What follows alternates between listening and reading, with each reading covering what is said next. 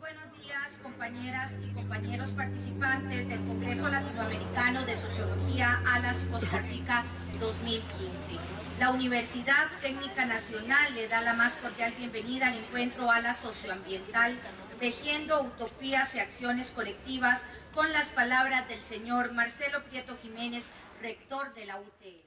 Unas palabras muy breves para agradecer a la comisión organizadora de este 30º Congreso ALAS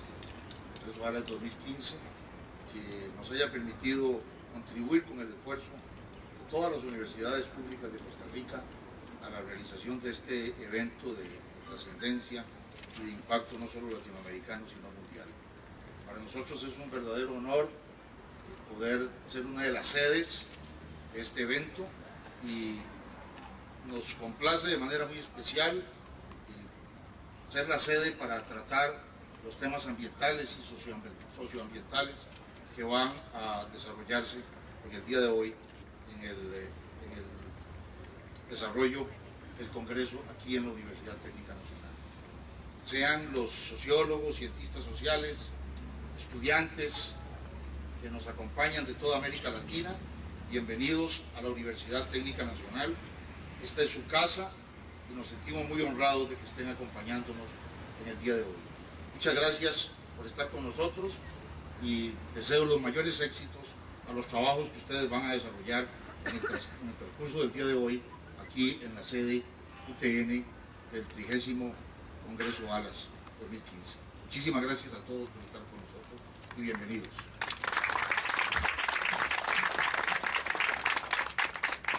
A continuación, le concedo la palabra al doctor Neftalí Monterroso, quien presentará al primer conferencista de esta jornada, el doctor Allen Cordero. Muy buenos días. Cuando toca hacer una presentación por una persona como Allen, sinceramente no cuesta. Si uno se pone a pensar en la enorme experiencia que él tiene y le agrega el conocimiento, la camaradería que él expresa siempre que uno lo ve. Creo que me han dado esta posibilidad porque me considero amigo de Allen ya desde hace algunos años. Tengo el gusto de conocerlo, lo conocí a través de una de mis hijas. Ella fue la que cuando yo le dije necesito alguien que sepa de cuestiones ambientales, que maneje el conocimiento, la visión crítica, me dijo, ¿por qué no platicas con el doctor Allen Cordero? A mí me parece, después de que ella me lo presentó y que he estado acompañándolo a él en varias de las conferencias que ha dado, que hemos estado juntos en México, hemos estado también participando aquí en Costa Rica en algunos de los proyectos que él conduce desde la Universidad de Costa Rica, en donde él es profesor e investigador en el área de sociología, en la licenciatura en sociología. He tenido mucho contacto con respecto a la visión que él tiene, y pues puedo decir que he comprobado desde mi perspectiva y desde mi humilde opinión que es una persona que conoce, que ha estudiado el tema que hoy nos va a ofrecer, pero sobre todo considero que es una persona que se compromete con lo que hace, que no nada más nos va a dar mucho del conocimiento que tiene, que no nada más nos va a compartir sus experiencias, sino que nos va a mostrar ese compromiso social que él tiene con las personas con las cuales trabaja y a las cuales, como él mismo lo dice, se debe el estudio universitario. Para mí es un gusto, un honor presentar a Allen y esperar, como ya lo sé, que vamos a tener todos un gran aprovechamiento de lo que él nos va a decir sobre este tema de recuperaciones utópicas mediadas por las cuestiones socioambientales. Con el gusto de siempre, los dejo a ustedes con Allen Cordero. Muchas gracias.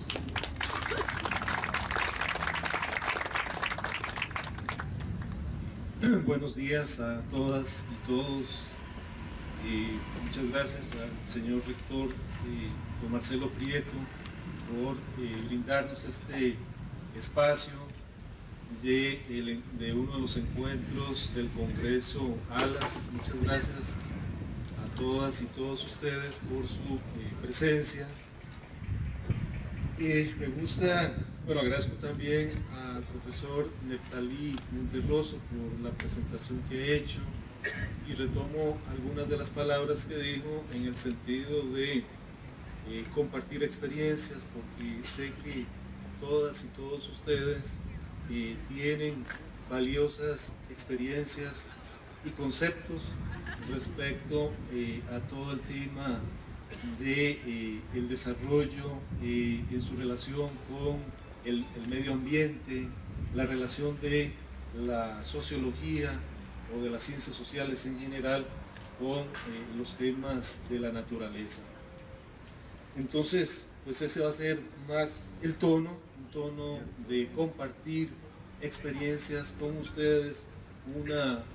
motivación introductoria a los temas que vamos a estar conversando a lo largo de este día. El tema que me ha tocado es un tanto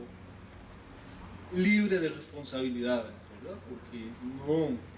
no tengo que decirles a ustedes lo que hay que hacer necesariamente. Quisiera más bien hablar justamente de recuperaciones utópicas. A veces es más difícil hablar de políticas ambientales, más si uno está en el gobierno y promete, por ejemplo, un cambio en el medio ambiente. Entonces quizás eso es bien difícil porque uno tiene una visión de realidad de lo que se puede hacer, de lo que no se puede hacer en la política. En cambio, no va a ser tanto mi tema de recomendarle directamente a un gobierno qué es lo que debe hacer en materia ambiental, sino más bien hablar un poco libremente justamente de utopías y medio ambiente. Por eso le puse así a esta presentación introductoria: recuperaciones utópicas mediadas por luchas socioambientales. Y en esta motivación, tanto libre, tanto irresponsable, si ustedes quieren, algunas de las cosas a las que quiero referirme serían algunas utopías muy utópicas del pasado y su proyección en el presente, porque cuando hablamos de utopía es un amplio espectro de utopías. Incluso es una frase un tanto irresponsable cuando no queremos hacer mucho, que es desde una perspectiva utópica me plantearía lo siguiente, ¿verdad? Entonces, algunas utopías muy utópicas, algunas utopías menos utópicas y hasta existentes, y su proyección en el presente, ¿verdad? Algo menos utópico. Y algunas de estas utopías menos utópicas que podemos ver referentes concretos en las realidades latinoamericanas, centroamericanas y concretamente también en la realidad costarricense, donde puedo ilustrar con algún ejemplo. y finalmente alguna interpretación de tipo teórica que tiene que ver con reelaboraciones utópicas a partir del medio ambiente. Entonces, respecto al primer punto de las utopías muy utópicas,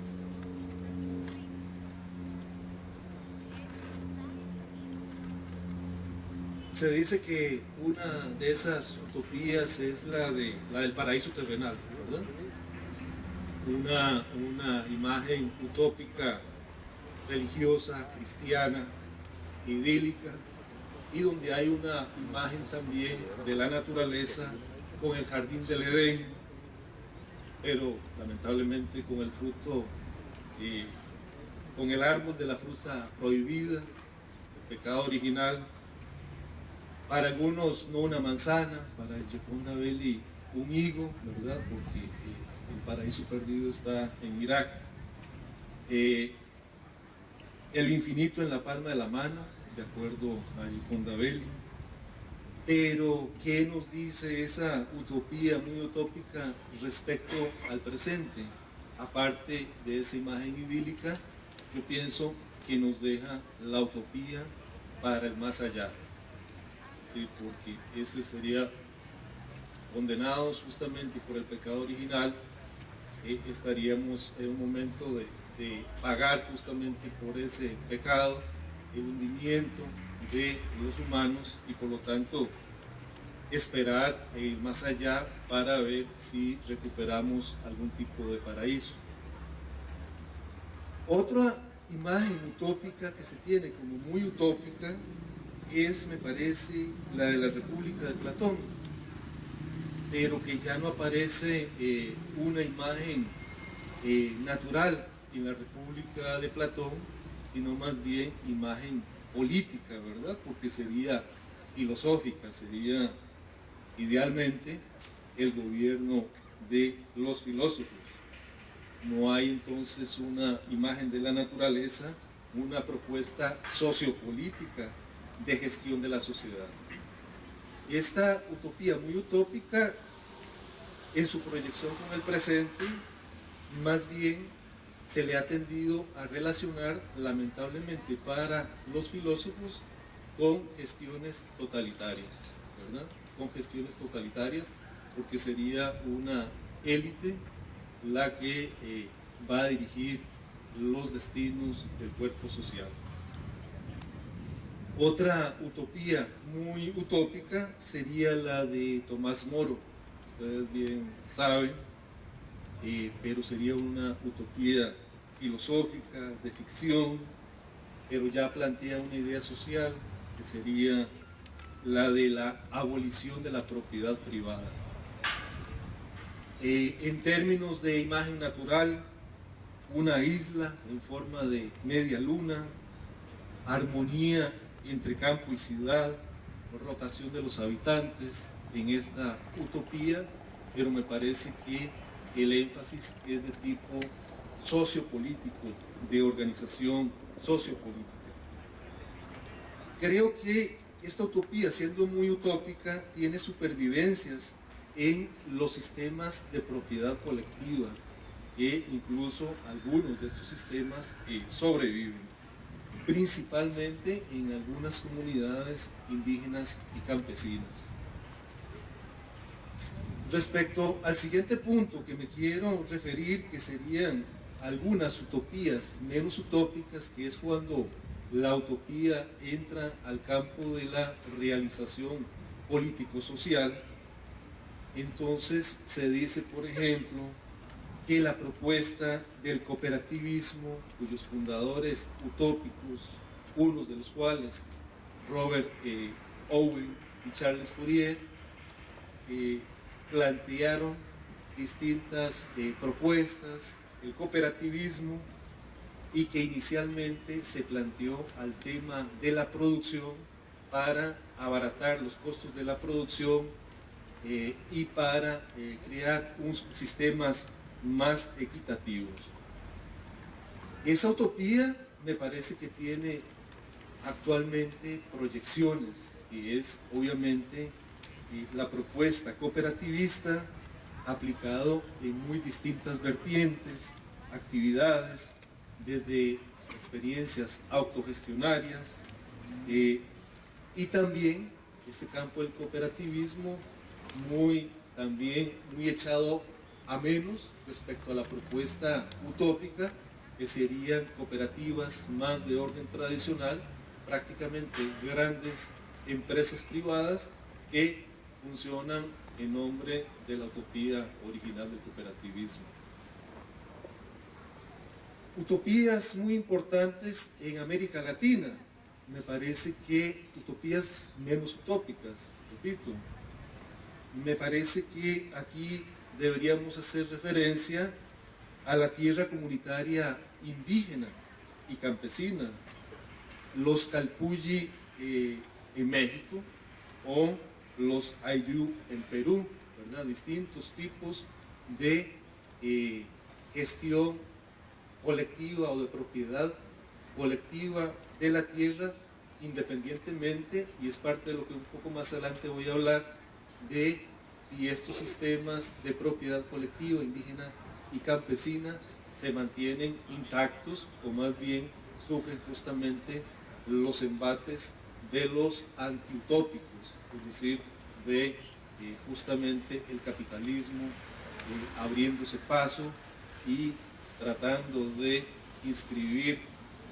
estas formas colectivas de propiedad en la circulación de mercancías, es decir, la tierra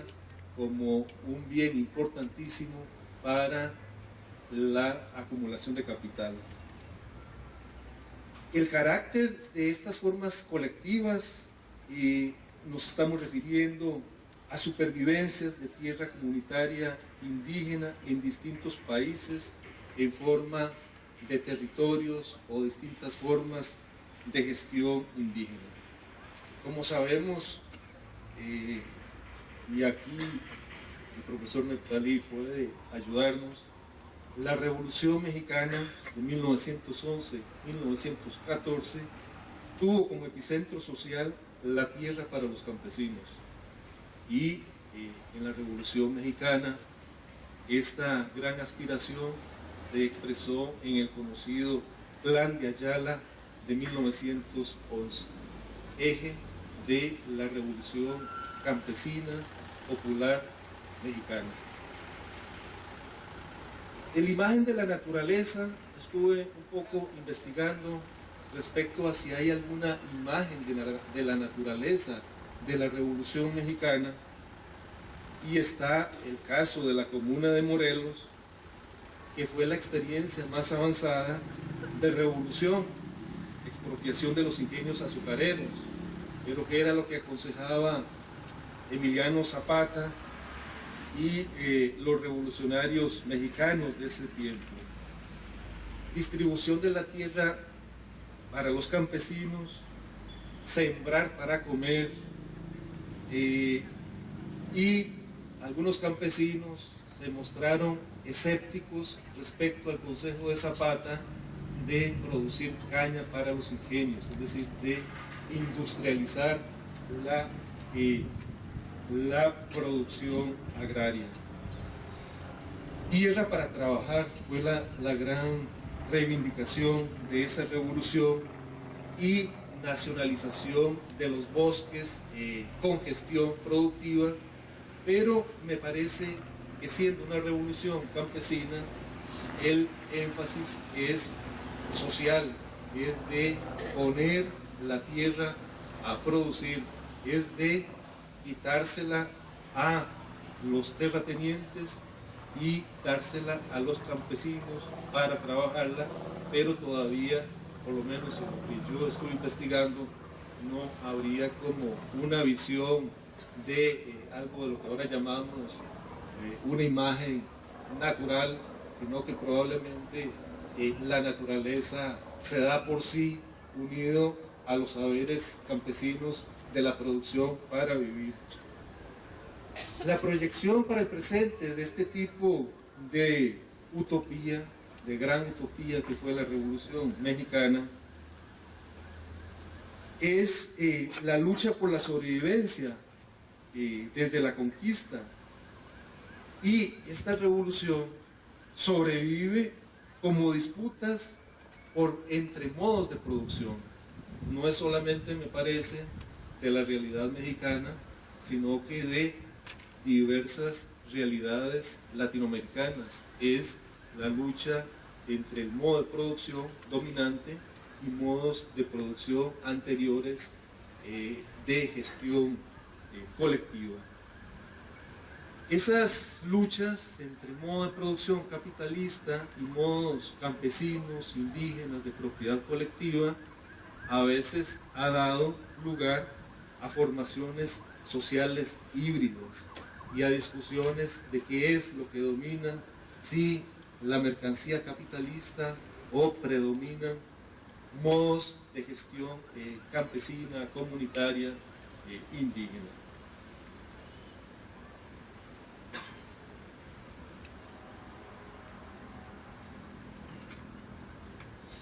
Y bueno, ¿cómo pasar por alto, si nos referimos a utopías, cómo pasar por alto la utopía del socialismo? O sea,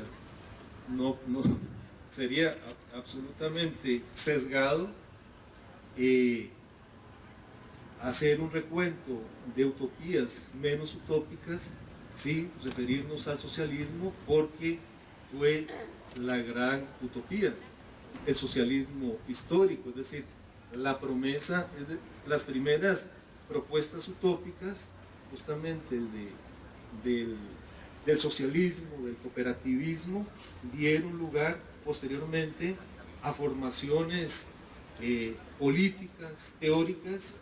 en donde la propuesta colectiva se eleva a sistema social, a sistema, es decir, sería como la utopía integral, digamos, la utopía política y la utopía social, la utopía del mejor gobierno, pero a diferencia de Platón, no de los filósofos, sino de los trabajadores en lucha que han conocido el modo de producción, porque son los que mejor conocen el funcionamiento del capitalismo, serían ellos y ellas quienes deberían gobernar y en propiedad colectiva. Entonces estamos hablando de la gran utopía del siglo pasado. Entonces el carácter de esta utopía sería económico, sociopolítica, abolición de la propiedad privada,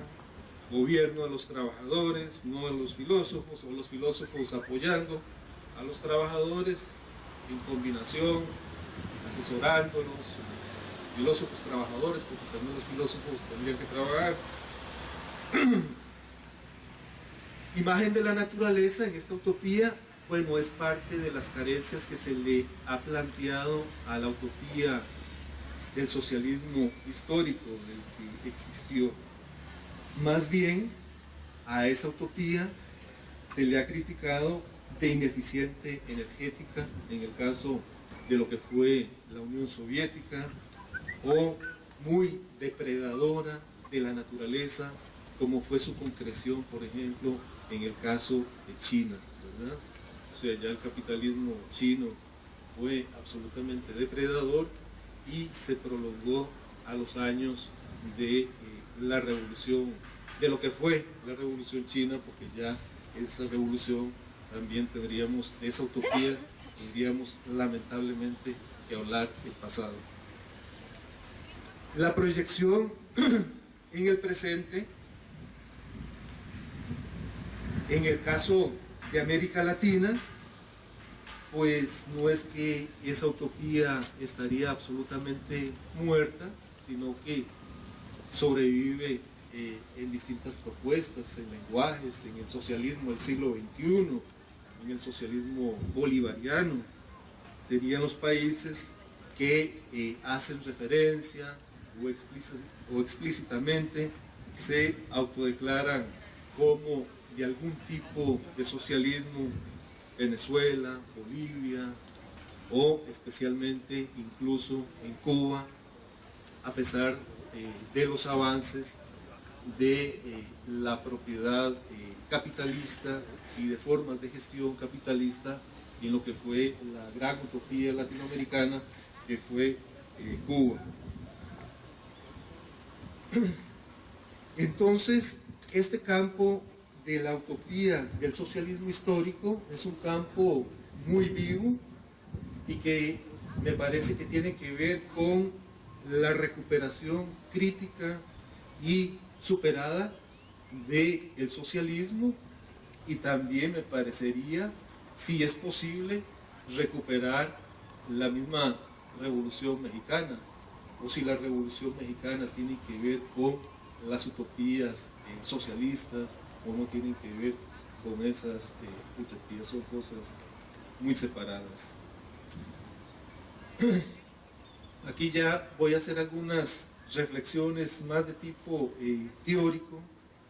que serían los territorios indígenas y campesinos de propiedad colectiva, algunos problemas de historia y perspectivas de este tipo de utopías colectivas. Al respecto me voy a basar en Héctor Alimonda, un gran teórico de la ecología política latinoamericana, muy adscrito a Claxo, muchos años coordinador de un equipo de trabajo de ecología política de Claxo, y que algunos de sus textos me parecen relevantes para este tipo de temas que les estoy compartiendo en este momento. Dice Héctor: una reflexión latinoamericana sobre ecología política de nuestra región tiene como referencia fundante el tremendo trauma de la conquista del continente por los europeos. Se trata de la acumulación originaria, con su carga de violencia, despojo, sangre y barro, que va siendo recubierta fantasmagóricamente en el capitalismo estabilizado, pero que es recreada en sus fronteras de expansión. Ese sería el acto inicial de negación de los sistemas de gestión de propiedad indígena. Dice Alimonda: también la memoria de las luchas de resistencia aparece como fantasmas del pasado que los oprimidos convocan para mirarse ellos y extraer inspiración o coraje para las luchas del presente. En este hermoso texto de Héctor Alimonda recuerda la novela de Juan Rulfo, Pedro Páramo, El llano en llamas, justamente con figuras fantasmagóricas, resistencias fantasmagóricas, posibilidades, sin embargo, de recuperar nuestro paraíso perdido. La conquista de América por parte de los europeos fue probablemente la experiencia más violenta y radical de la historia. Se constituyó así una ruptura que da origen a la particular heterogeneidad y ambigüedad de las sociedades americanas y de sus imaginarios sociales, pero también a la flora, a la fauna y a los paisajes que conviven. Además, se trató de un gigantesco etnocidio que implicó el sacrificio gratuito de universos simbólicos y de tecnologías adaptadas a diferentes ecosistemas del continente, basadas en siglos de paciente observación de los procesos naturales. Al mismo tiempo, hacían la travesía en sentido contrario ciertos vegetales de gran valor alimenticio, hasta entonces desconocidos en Europa, junto con saberes agrícolas vinculados a ellos, que habían sido desarrollados durante siglos por los nativos de América y que tuvieron en el continente adopción consecuencias demográficas y sociales nunca debidamente destacadas. Es, dice Alimonda, recordándonos a Polanyi, la conversión de la naturaleza en mercancía que se inaugura con la conquista. El estudio de la reorganización de la naturaleza y de la sociedad provocada por la imposición de una economía de mercado global sería el tema estratégico de la historia ambiental.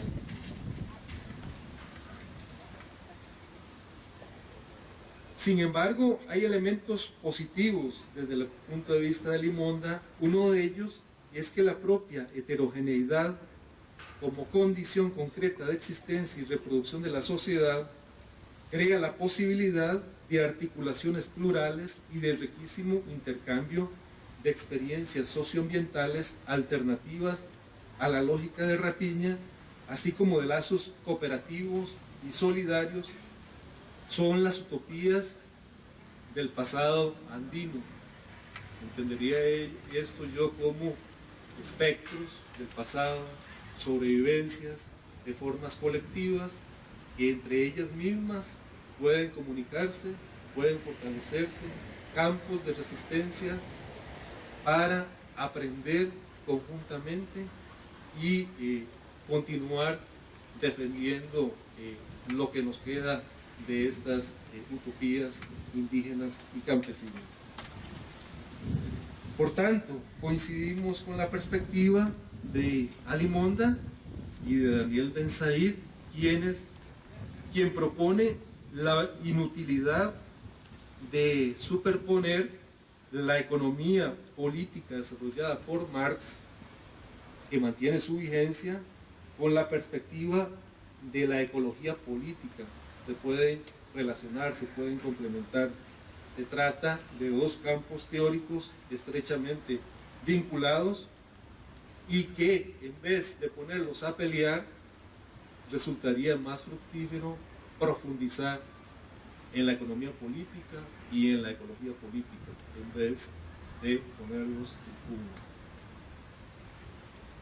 Y bueno, como soy costarricense, también quiero aprovechar la ocasión para decir que Costa Rica no es solamente lo que quizás algunos de ustedes han visto, el Hotel Holiday Inn, el centro de San José, y moverse del Holiday Inn a la Universidad de Costa Rica o a esta hermosa universidad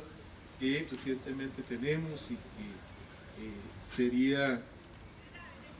fruto, serían conquistas del desarrollo costarricense, pero también en Costa Rica tenemos esos elementos fantasmagóricos de los que nos habla Alimonda y que tendrían más peso social en países como México, como Bolivia, como Perú. Digamos que los fantasmas no son tan pequeños, sino que son más fuertes, pero nosotros tenemos también nuestras figuras fantasmagóricas de propiedad colectiva, de movimientos indígenas, de resistencia, que plantean temas utópicos también. Por ejemplo, es el caso de una comunidad, conozco mucho, que he visitado, que la visito con mis estudiantes de la sociología de los movimientos sociales. Me refiero a Térraba, una comunidad ubicada en un cantón periférico rural, el cantón de Buenos Aires, uno de los cantones más desventajados de Costa Rica, de la provincia de Punta Arenas, a unos 200 kilómetros al suroeste de San José, una pequeña comunidad de 1.425 personas, de adscripción étnica teribe o proran, como últimamente se les ha denominado. En este caso, esta pequeña comunidad también tenemos problemas de tenencia de la tierra. El territorio demarcado es de cerca de 10.000 hectáreas, es un pequeño territorio,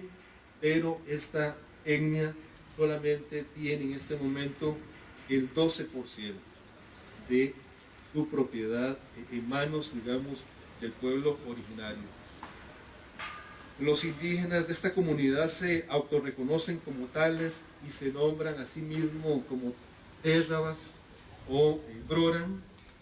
y están en creciente relación con los broran de Panamá. En Panamá esta comunidad tiene un territorio mucho más amplio que el costarricense, tiene 280.000 hectáreas, y como en Costa Rica los térraba están con estos problemas, los térraba de Panamá dicen que mejor se vayan de Costa Rica y que ellos lo reciben en Panamá y que tienen suficiente tierra y que no van a tener los problemas que están teniendo justamente en Costa Rica. ¿Cómo se concreta un poco acá la utopía de la tenencia de la tierra, de una tenencia colectiva, y lo que sería el desarrollo nacional,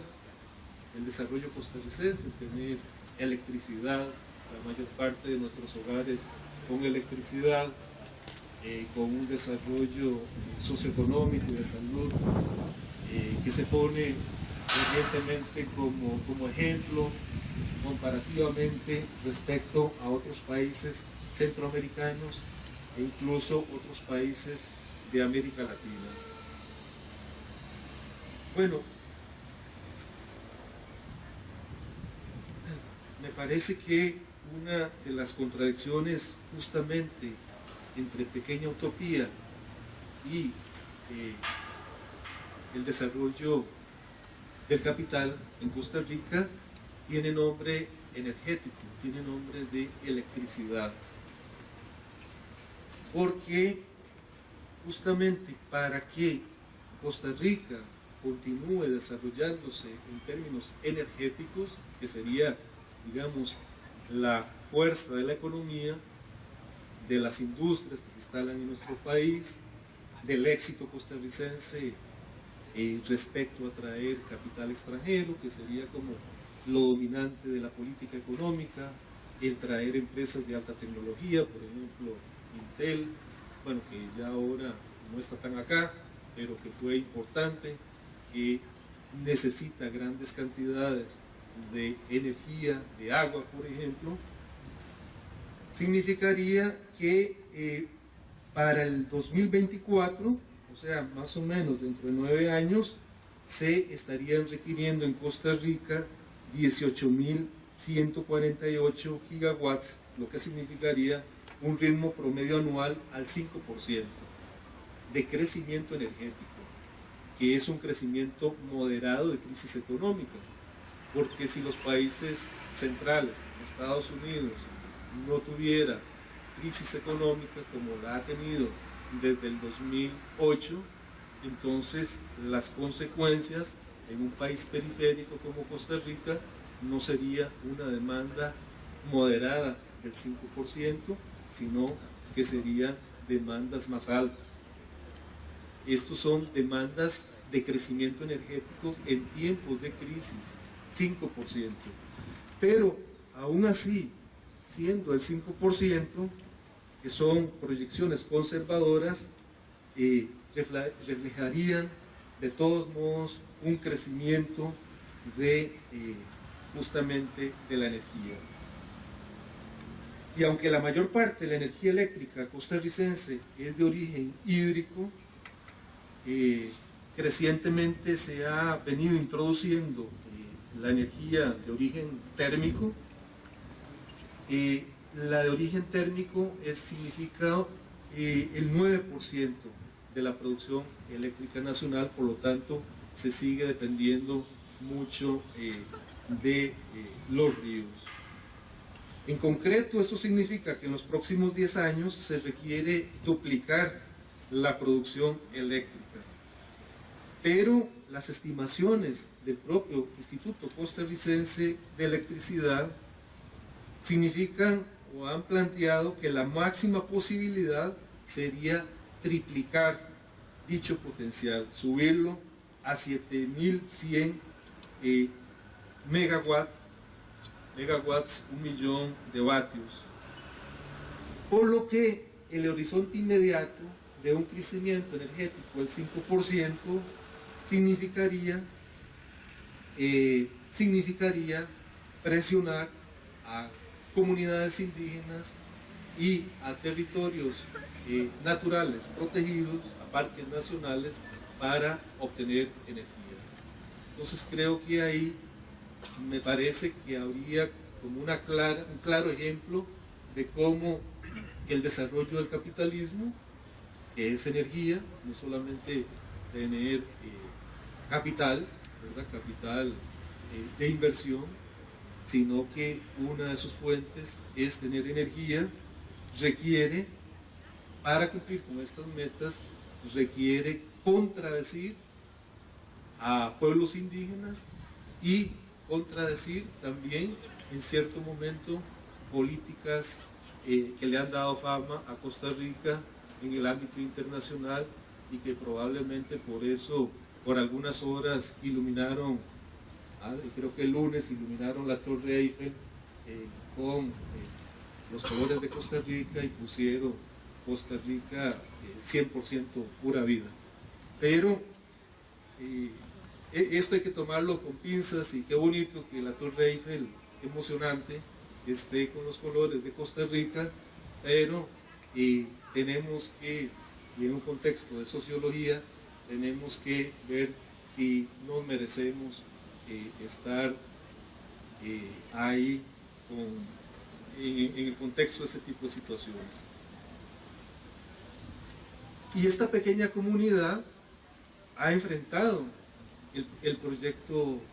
Tiquís, porque la compañía, el Instituto Costarricense de Electricidad,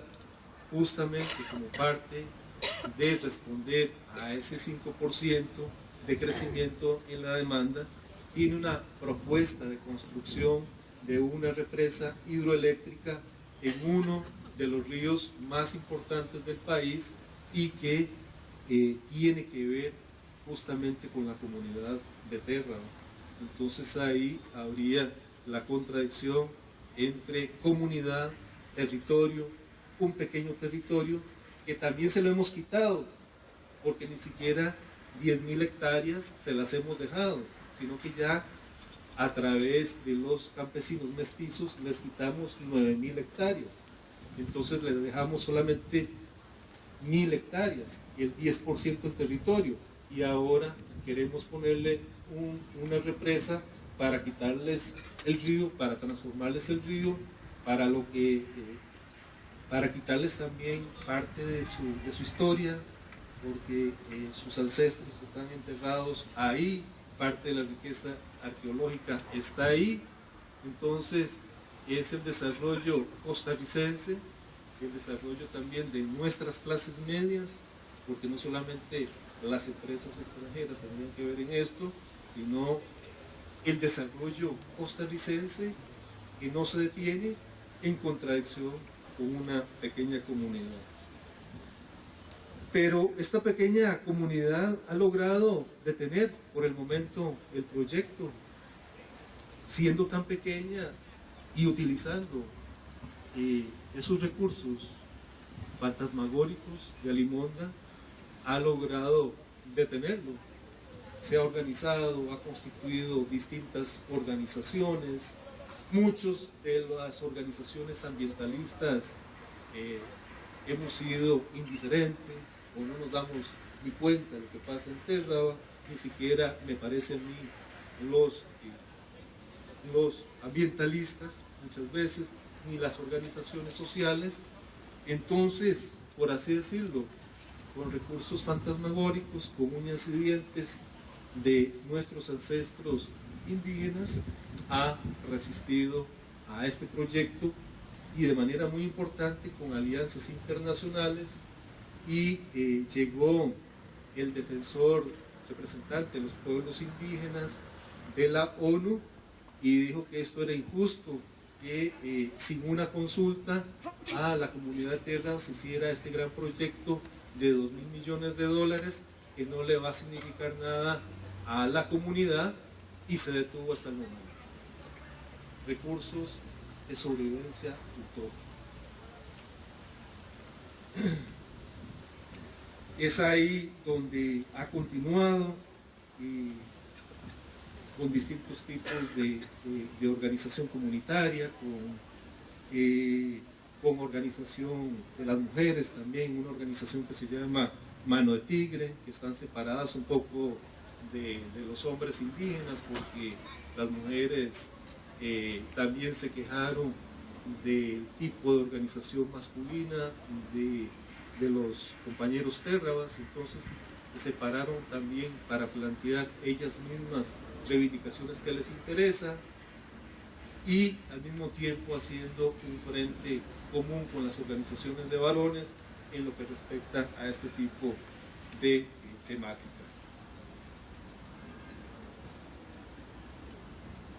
Entonces, ya para ir concluyendo y hacer un redondeo de tipo teórico, en cierto modo para juntar Héctor Alimonda con las elaboraciones del sociólogo Juan Pablo Pérez Sáenz, que fue parte, como ustedes saben, también de este congreso y que acaba de publicar un trabajo muy importante, discutido también en este congreso, de Mercados y Bárbaros, que justamente sería eso, el mercado abriéndose paso en contra, entre comillas, de los bárbaros que utópicamente nos seguimos oponiendo, digamos, al mercado civilizado. Para Juan Pablo, que viene, me parece a mí, combinando grandes autores de la sociología clásica, el punto de partida serían los mercados básicos, ámbitos mercantiles, donde se definen las condiciones de producción material de una sociedad.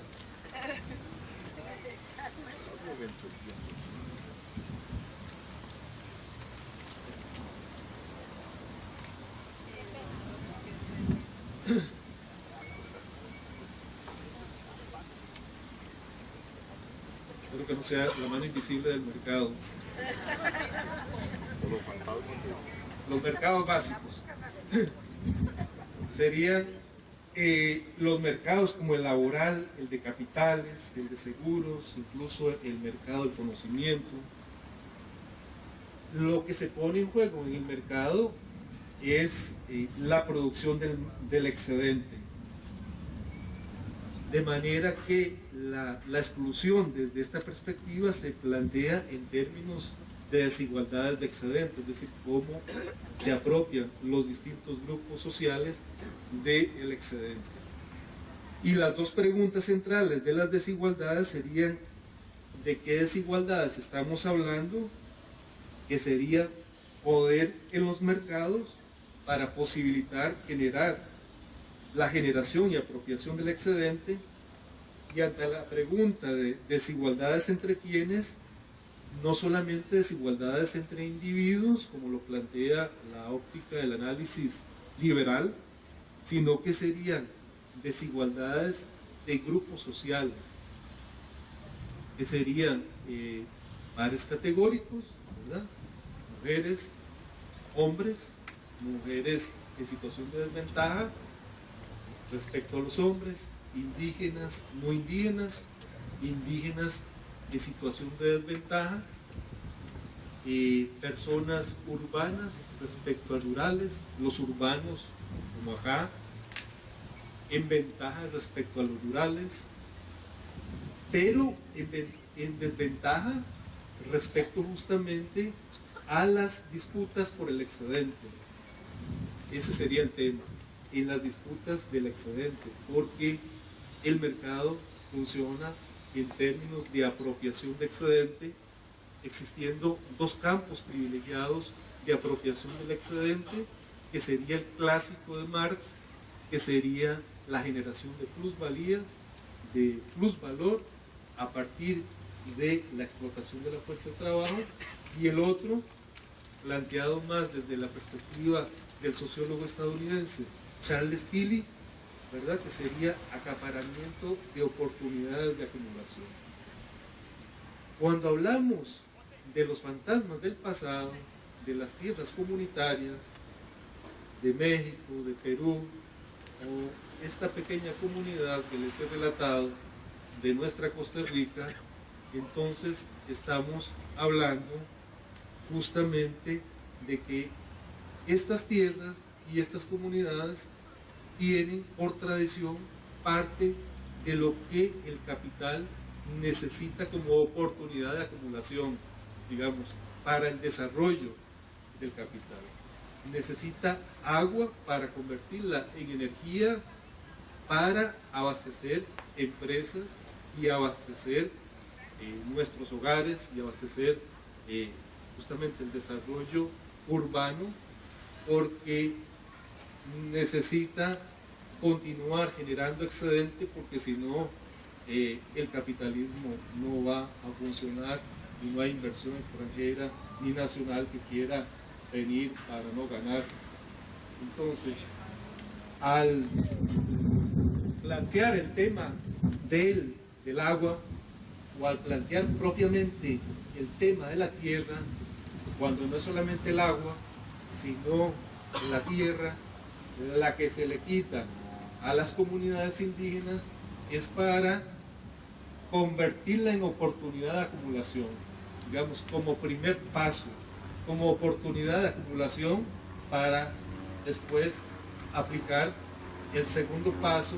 el segundo espacio de la acumulación del excedente, que sería justamente la generación de excedente por explotación de la fuerza de trabajo. De manera que en estos campos fantasmagóricos de la lucha por la tierra y de lo que fue la Revolución Mexicana, y también de las pequeñas revoluciones o luchas de resistencia de pueblos originarios que están más cerca de la naturaleza, que tienen propiedades o formas de producción diferentes, estamos hablando, me parece a mí, de recuperaciones utópicas que no tenemos, me parece a mí, que dejarlas solamente en el espacio puramente territorial, sino que nos están hablando también del tipo de sociedad que deberíamos construir utópicamente para recuperar la utopía. Muchas gracias.